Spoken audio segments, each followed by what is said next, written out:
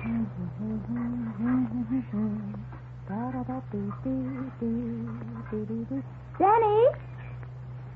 Danny, the food's ready. Danny Marsden, I said everything's ready. Hurry up. I got him, Nelly. Come here. Well, don't let him get away. Give him more line. Boy, he must be a big one. Look at that line bend. I bet he weighs about 5 pounds, easy. If you ever pull him in. I've been playing him about 10 minutes now. He's in the current. Well, don't play him too long. The coffee will be cold. I can't understand it. I didn't expect anything but brook trout here. Boy, just wait till I take this fellow into the office. Well, reel him in. Okay, Nellie. You keep your fingers crossed for me. I don't want that line to break. Boy, that rod's sure taking punishment. Oh, here she comes now. Slow but sure, now. Now, hand me that line, Nellie. That net right there. Here you are, Danny. Did you get him? Well, I'll be darned. Oh, a darn old, rotten, broken down, grimy, twisted rubber boot. Oh, Nellie, if you don't mind plugging those shell pink ears of yours, I've got a few more words I'd like to say. I can just imagine. Now, wouldn't that old rubber boot look nice, stuffed and hung on your office wall? Come on, now, serve up that lunch of yours. And never mind the banter. Oh, we got to get cracking here now. Well, get cracking? What do you mean? Oh, we got work to do, young lady. Danny Marsden, you said this was to be a picnic. Sure, and it is. But the picnic part will be over just as soon as I eat this cake. We've got to make some calls, you know. Calls out here in the country? Yes. Uh-huh. I'm starting to get it. This is another one of the chief's assignments. You must be psychic.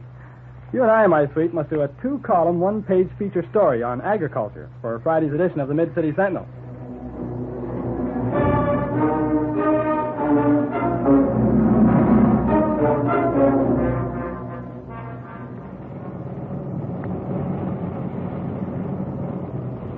Well, you picked a nice farm. You bet. I'd sure like to have that house in Mid-City. But it must be lonesome. Oh, I don't know. Look at that radio aerial. They've got the world right in their living room. I bet they know as much about world affairs, probably more than most city people. And they've got electricity. Oh, more and more farms are electric now. Farming's getting more like a big business every day. Oh, Danny, look out. There comes a big dog. Oh, don't be silly. He won't bite. Well, what are you jumping back in the car for? Oh, golly, let me in there. Here, Rover. Here, Rover. Don't worry, folks. He won't bite you. Come on in. I told Nellie the dog wouldn't bite. Down, Rover. Come on into the house. We've been waiting for you. Well, Miss McCoy and I decided to have a little picnic on the way out. And I did a spot of fishing. By the way, this is Miss McCoy, my assistant, Mr. John Carson. How do you do, Mr. Carson? How do you do? Just take a chair. Mrs. Carson will be in a moment. Thanks. Hey, you have a lovely place here, Mr. Carson. We like it. We often wonder how fellows like Danny here can put up with city life. You people seem to be having a good time. I can hear you laughing. Oh, Mrs. Carson, this is my research expert and chief heckler, Nelly Macroy. Glad to meet you, Nellie. How do you do? We've been wanting to have Danny out for a meal for years, but he never seems to make. And what do you know? Here I am, assigned to write a feature story on the farmer, what his problems are, how he can make more money, how important he is. Well, a farm's just like a business, Danny. At least these days. Although we do have some problems peculiar to ourselves. We have to sell our products abroad, most of them. That means we have to compete in lands where wages are lower, where the whole standard's lower. Consequently, it's hard for us to get a good price. In spite of that, you've been doing pretty well lately, haven't you? That's true. Recent years have brought a marked degree of prosperity to the farmer. But mind you, it hasn't been that way for long. We've a lot of catching up to do. Oh, that's true enough. While we must sell our goods abroad where prices are lower, we have to buy the machinery, clothes, and so on that we need here in Canada, where the standard of living's quite high. We have to trade our hours of labor on the farm for your hours of labor in the city. If you city workers are going to work shorter hours for higher pay, plus company pensions, health insurance schemes, holidays with pay, and all the other things you workers are asking for these days, it's not going to be a very fair trade. Well, surely you're not against those things. Looks like Nellie's going to give you an argument, John. As long as Nellie gets this straight. We farmers must buy your automobiles, farm machinery, textiles, and yes, newspapers, too. If 1 hour labor on the farm is only worth about half as much as one of your hours of labor, the day will come when we won't be able to pay, and you'll lose a mighty important customer. You'll be in a spot. Farming, remember, is still Canada's most important primary industry. Just processing the raw materials we provide keeps thousands of you in jobs. In all fairness, you must remember that our taxes help to pay for floor prices on farm products. Oh, I don't like subsidies any more than you do, Danny. But we've all got to cooperate. Industrial workers, farmers, government, and business, if subsidies are going to be eliminated. Remember, we lost thousands and thousands of dollars because we were not allowed to sell our products in the open market. Oh, I just brought up the point, John, because you're going after us city workers rather hard. Besides, we'd be all in favor of farmers having pension plans, health schemes, holiday pay, and that sort of thing. It's not that we're after such things for ourselves only. How about that, John? There's a new twist for you. Nellie, I know you're not out to deprive us farmers of anything. But you see, we know all too well those things you talked of have to be paid for. And we're not so sure that we can afford it. I sometimes think you city people take such things for granted as gifts from society, and you forget they have to be paid for. Well, why do you think we look at such things differently? We're closer to realities, perhaps. City people have milk come to them in bottles and bread and butter wrapped up neatly in wax paper.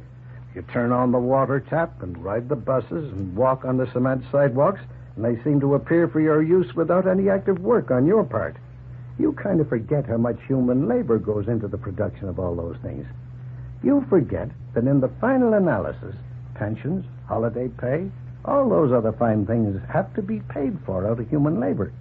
We farmers sometimes worry that our labor is going to do most of the paying, while you in the city work less and less for more and more. On the farm, we just can't get the cows and chickens to go along with that scheme. Oh, but couldn't you hire men and work 2 shifts? Yes, and make more jobs. That sounds good. But remember, as I said, we have to sell our goods abroad in lands where the standard of living is low. You city folks can't begin to buy all we produce. If we were to hire more men and work 2 shifts instead of 1, the price of our grain would have to go up, and our bacon and butter and all the rest. Can you see Great Britain willingly paying more for our produce so that we Canadian farmers can have shorter hours? Not likely. And I notice you folks in the city in Canada set up a hold fast when the price of butter and eggs gets high. You know, that's interesting, what you said about the different viewpoint a farmer has from a city person. The funny thing, John, you farmers are the most catered to people by anyone with anything to sell. But it seems to take a lot of talking to sell you anything. That's because, as Nellie commented, we have a different viewpoint. And you'll forgive me for saying it's a pretty sound viewpoint. You see, when someone tries to sell Canada on the idea that the government can do almost anything just by having a lot more laws and a lot more clerks in government departments, we stop and think. We know that gifts from society aren't exactly gifts from Providence. The city man looks on sidewalks, transit systems, waterworks, lighting, schools, and so on as something society just handed to him. Farmers know differently. How come? Well, we may not have as many conveniences you have, but the ones we do have are mighty familiar to us.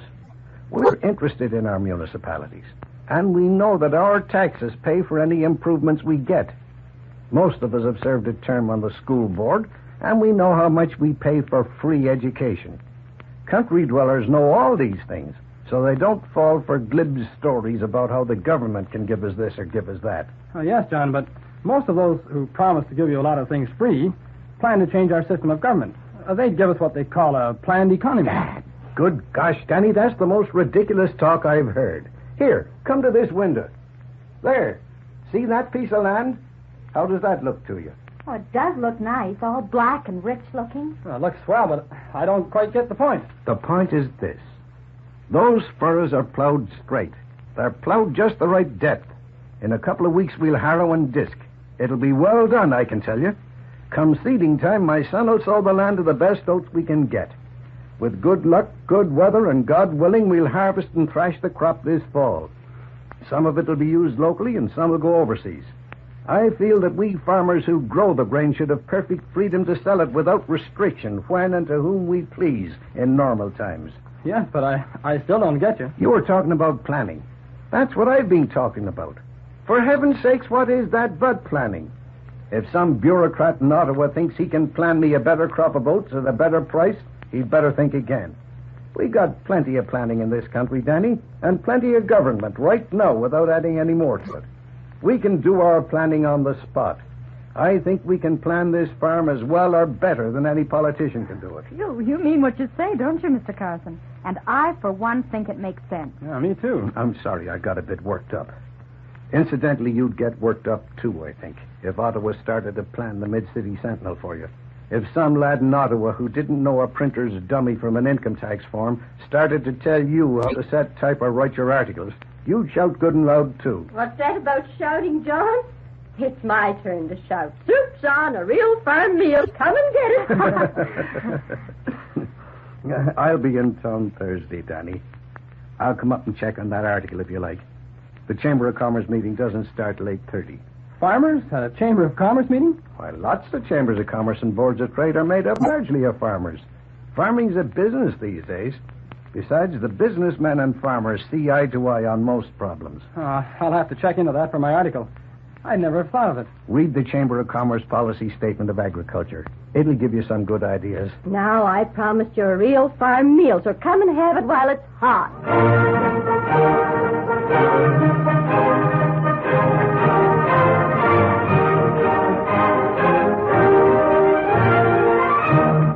After that talk with John Carson, it was no chore to do my feature on agriculture. It was one of my best, I thought. It pointed out that the farmer, as an integral part of our free enterprise system, must be assured of access to world markets for all his exportable surplus commodities, with a minimum of restriction and at the earliest possible date. It stressed the cooperation between the farmer and the businessman, a form of cooperation based on mutual interest. I used John Carson's illustration to show that the farmer managing his land will never be sold on the idea that some expert at Ottawa could plan for him as well as he can plan for himself. Now, Nelly was just as interested in the article as I was, it seemed.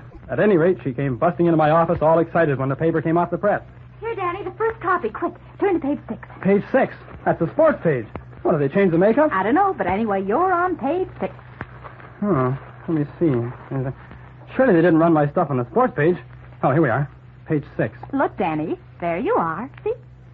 Nelly, you vixen, you traitor. That'll teach you, telling me we were going on a picnic. My golly, I should put you across my knee for that. Oh, don't you look cute in that picture, though? And the rubber boot. Oh. The sports editor says he thinks they'll give you a prize. It's probably the heaviest rubber boot pulled out of Carson's Creek this year. That's a good thing I had my camera along, Danny, or nobody'd have believed you caught it all by your little self. Nelly Macroy, I think I'm slowly beginning to fall in love with you. At least I feel an urgent desire right now to get my hands around that little neck of yours.